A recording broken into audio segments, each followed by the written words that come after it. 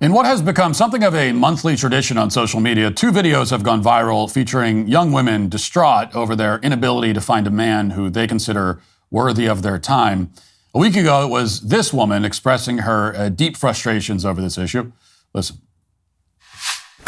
Quick question. Are you kidding me? Like, I am so sick and tired of just everything right now. Everyone is so quick to say, stop doing this, stop thinking like this, stop telling me I'm wrong. I have literally convinced myself at this point, based on everything that everyone's telling me, my therapist, my family, my friends, that I'm just doing everything wrong. Like, I genuinely just want love in my life so badly. It's literally not about anyone else. It's just about me and what I want. And being over the fact that I don't have it. I feel like I have done so much work on myself. I have built a beautiful life for myself. I'm happy with my life where I'm at, my job. I'm successful. I'm independent. I'm healthier than I've ever been. I take such good care of myself. Truly, the only thing I'm missing in my life is someone to enjoy it with. And I'm so sick of waiting. Like, when is it going to be my turn? What more do I have to do to fix myself before I'm just allowed to be happy? Am I just supposed to be alone? Like, is that the message? That this beautiful life I've built for myself, like, it's just supposed to be me in it alone? Like, I know I have my dog and I love him so much, but like, I need love. Now, even though I may be infamously a Grinch whose heart is 3 times too small, even I will say that I truly feel bad for this young lady and the loneliness she's experiencing. You'd have to be a sociopath to not feel bad for her. And despite popular misconceptions, I am not actually a sociopath. So it is a sad story. And as this woman discovers that it is hard to be happy. It's impossible, really, if you do not have someone to share your happiness with. She says that she's worked on herself. She's done everything she can to make herself desirable. Part of the problem, of course, is that some of the things she highlights will have no effect either way on making her more desirable to men. For instance, no man cares whether a woman is successful or independent. Like, there has never been a man in the history of the world who has left a first date and said, wow, she's great. She's so successful and independent. Those are just not characteristics that a man is looking for. They certainly won't be at the top of his list. And I don't point this out to pick on her. There's a point here that we'll return to in a moment. But first, let's watch a snippet of the next video with the same theme. And this is a woman named Anya, who is also lonely and looking for love. And this video also very viral. Lots of people sharing it and talking about it. But she's been unsuccessful so far at her pursuits. And here is her. I'm not someone that posts or cries or anything on the internet. So this is a new one for me. I guess I need girls to rally with me and lift me up because I feel so defeated right now. I've been trying to meet someone, just anybody worth my time for years. And dating apps are so awful. I don't need to explain to you how awful the dating apps are. So I've been trying to meet people in public. And they're still trash when I do randomly meet people in public. But tonight takes the cake. I just can't help but feel like I'm going to turn into this because I'm never going to meet someone. And for everybody who's going to tell me, it'll come along when you least expect it. I've been hearing that for 7 years, okay? I'm so sick of hearing that. There's such a thing as people that just don't find their person and don't get married. So I'm a realist, and the realist in me is starting to think that's gonna be me, and I'm depressed now over it. So that's the beginning and the end of the video. In the middle, she tells a truly mortifying story about showing up to an event, apparently that same night when she recorded this, at a comedy club where there was supposed to be some sort of a singles event, like other singles were supposed to be there that she could meet. And she sits all the way in the front row where the other singles are supposed to be, but to her horror, nobody else shows up. The rest of the crowd is made up of groups and couples, all sitting several rows back. So now she's alone in the front with every comic who comes on stage, she says, pointing out that she's alone and in the front. And the event ends with the MC handing her a gift bag to congratulate her for being brave. And then the audience claps. So really the worst case scenario when you show up to a place like that by yourself. I mean, I can remember once when I was single many years ago, going to see a movie by myself. And part of me worried that the theater manager or someone would come into the room, stop the film, point to me and say, attention everyone, this guy here's alone. Look at this alone guy, please, and feel sorry for him. Now that didn't happen, probably was not very likely to happen, but something like that really did happen to this poor woman, and for that she has all of our sympathy. Doubly so in this case because she's actually trying to meet someone outside of the dating app. She's attempting to form a connection out in the real physical world, and this is how it worked out. Now, it's not just women having these problems, obviously. In fact, one guy replied to this last video with his own story. He posted, quote, "My app experience. I'm 6'2", 205 pounds, all my hair and teeth, fit, decently okay looking, retired veteran with full benefits, my own place at the beach, my own business. In 3 years on dating apps, I matched with tons of chicks, maybe 3 willing to meet in person, never went anywhere. I love doing outdoor activities, mountains, oceans, wasn't into texting endlessly. I'd match and say hello and ask if they want to grab a drink. 90% of the time, I'd never even hear back, including the ones who liked me first." So a financially stable man in good physical shape, yet he's meeting on average, he says, 1 woman a year, and none of those connections have led to anything. On paper, there's no reason why he should struggle this much to find a woman. Just as on paper, there's no reason that the women in those videos should struggle to find men. But here they are. And here are so many other young people and not so young people in similar situations. Now, by now, we're all familiar with the statistics, which we've talked about on the show many times. Fewer young adults are in relationships. Fewer are getting married. Fewer are having kids. More of them are remaining single than ever before. While people of all ages report record levels of loneliness, people of all ages are also struggling to meet romantic partners. A Pew analysis published in 2021 found that nearly 40% of adults between the ages of 25 and 54 are quote-unquote unpartnered. And by that, they mean these are people that are living without a spouse or a live-in boyfriend or girlfriend. And that's a 10% increase just from 1990. And the trend has only continued over the past 3 years. We're at the point now where 1/4 of Americans have never been married by the time they reach the age of 40. Many other statistics, which we've discussed many times on the show, bear all this out. These are not just the anecdotal experiences of random people on TikTok. This is a real culture-wide phenomenon that those people have found themselves caught up in. So what's going on? There are several major factors. Some of them I've discussed before, but let's lay them out again in one list. First, of course, many people are just waiting too long to get serious about getting married. The lie that my generation was sold and that the next generation after mine was also sold is that your 20s, the first decade of adulthood, is a time to be aimless and lazy and selfish and focused primarily on recreation and pleasure.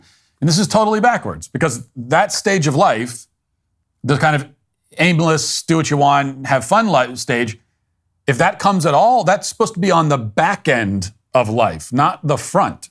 Okay, that's what your 70s can be about, not your 20s. Now, it's never good to live a selfish life at any age, but if you work hard and you have success and you manage to retire comfortably, what few people in my generation will pull that off, then in your 70s and 80s, you can live a life of leisure where every day is basically focused on recreation. Young adulthood should not be that, though. It should be a time where your youthful energy is directed towards building the foundations of a happy and successful life. And for most people, marriage should be a part of that foundation. It should be the cornerstone, not the capstone of adulthood. But most people waste that time and they reject during that time anything that reeks of responsibility. And then they get into their 30s and they start to look around and they realize that they haven't even begun to build a life for themselves yet. And meanwhile, the younger people who actually want to get married and start families have trouble finding someone their age willing and suited for it because most of their peers have bought into the idea that young adulthood is not a time for that sort of thing. Second, there are too many choices. For the people struggling to find someone, it feels like the problem is the opposite of that. They certainly don't feel like they have a surplus of options, but the truth is that you can go on a dating app and potentially connect with thousands of different people. Everyone is swimming in this pool where the options, in theory anyway, are basically infinite. And this lowers the value of any one particular individual and creates a sort of paralysis by analysis. Potential suitors are weeded out quickly without much thought and for often frivolous reasons. On the dating app, you're just one face and name and profile in an endless stream of very similar profiles. And third, at a much deeper level, people are very confused, and we've lost the basic understanding of what dating is for in the first place. Worse, we've lost any understanding of what men and women are for and what our roles are supposed to be. If we even talk about roles as it relates to men and women, it's considered outrageous and offensive somehow. A man and a woman then pair up and they go on a date, but they don't have any idea of what the goal of dating is supposed to be or why they're doing it or how they're supposed to interact with each other or what the other is looking for. I mean, think again about that woman in the first video highlighting her professional achievements. If she understood what men wanted, she would instead highlight herself as a kind and caring and affectionate woman who knows how to cook and take care of her man. Now, if that's what she was presenting, along with being an attractive woman, if she was presenting that, there would be men lining up for miles to present themselves as suitors to a woman who looks like how she looks and has that kind of attitude. But many single people can't be expected to understand what the other is looking for because they barely understand what they themselves are looking for. And this is all a very new problem. For most of human history and in most cultures, a young man and a young woman went through some sort of courtship process while knowing exactly what the goal of the courtship was and exactly what the rules and parameters were and exactly what role the man is supposed to play and what role the woman is supposed to play. There was very little confusion about any of these basic concepts, and now there is nothing but confusion about all of it, all the time. Fourth, this may be the biggest factor, but the institutions that once facilitated matchmaking have completely broken down, have been mostly abandoned, or have simply stopped performing those functions. How were people matched up in the past? Well, for most of history, families would arrange the matches. That's no longer the case, at least not in the West. And so if the family's not doing it, well, churches used to play a major role in connecting young people with each other, but most young people don't even go to church regularly, so that no longer happens. And if you don't have the family or the church, you've cut out the two institutions that used to be primarily in charge of this kind of thing, you've thrown them out, then what? Who's helping single people find each other? The workplace was sort of the third option and never the best place to facilitate romantic relationships. But now it's even worse. HR regulations make it a risky proposition for a man to try to initiate any kind of romantic relationship with a coworker. And with more and more people working at home, your coworkers may be thousands of miles away in any case. So is it any wonder that single people are feeling stuck? They have no help. They have no direction. They have no reliable guidance. They don't know what the rules and boundaries are. And they have nowhere to go to find any of this.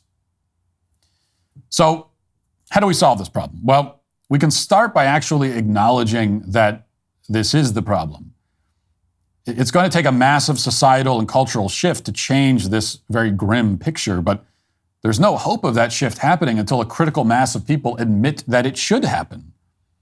And in the meantime, on an individual level, I would recommend that single people simplify their standards. Now, I don't say lower them necessarily, but clarify and simplify them. The woman in the second video says that she just wants to find a man who is worth her time. Now, and that's fair. You want someone who's worth your time. However, a lot is contained in those three words, worth her time. And I suspect, and I don't know this, I suspect that part of the problem is the way she judges what her time is worth and who is worth it. I would also suspect that she has found men worth her time, but she didn't recognize them as such. Or she did, but the relationship treaded water for too long and fell apart for basically frivolous reasons. So this is what your standard should be. And it really is as simple as this, in the early going anyway. You want a person that you're physically attracted to, who you trust, and who shares your fundamental values. Now, if you find that, then you've passed the first big test. or they have, you have together. And now you can move on to the next phase of your relationship, which is the phase that we used to call courtship. And we don't really have a name for it anymore, which is a big part of the problem here. We don't even know what to call any of these phases or what they are or anything. But that's the next phase. And now you can start looking for more specific qualities, and the desirable qualities will be different at this point for men and women. If you're a woman, you want to know if the man is a good provider and a good protector. And if you're a man, you want to know if the woman is caring and kind and has maternal qualities. Even if you're a woman and you think you want to work outside the home when you're married, you still want a man with the qualities of a provider and protector. That is the kind of man that you want, no matter how much money you have. And if you're a man and you don't think you want kids right away, you still want a woman with maternal qualities. That's still the kind of woman you want. As a man, if you look at a woman and say, well, I'm attracted to her and I like her, but she would make a terrible mother, then that speaks to deep defects in the woman that should disqualify her from consideration. And if you're a woman and you look at a man and say, he's nice, he's attractive, but if we ever had to depend on this guy financially, we'd be screwed. Then again, there are profound defects that should cross him off the list. If you don't notice those kinds of defects and you find that you're both attracted to each other and share the same basic fundamental values, then that's all you need to know. You have all the raw material to build a life together. The only logical next step is marriage. And the rest of the details you figure out as you go. Now, I don't mean to imply that finding someone who meets these basic qualifications is easy. It isn't easy, especially these days. Or often it's not easy. But it is simple, or at least much simpler than our culture makes it seem. And if you know what you're looking for and what matters, then at least if you're still single, it won't be because of your own indecision and confusion, which will automatically put you far ahead of the competition. Thanks for checking out this video. If you'd like to listen to my full podcast on the go, you can check out The Matt Walsh Show on Apple Podcasts, Spotify, or wherever you get your podcasts.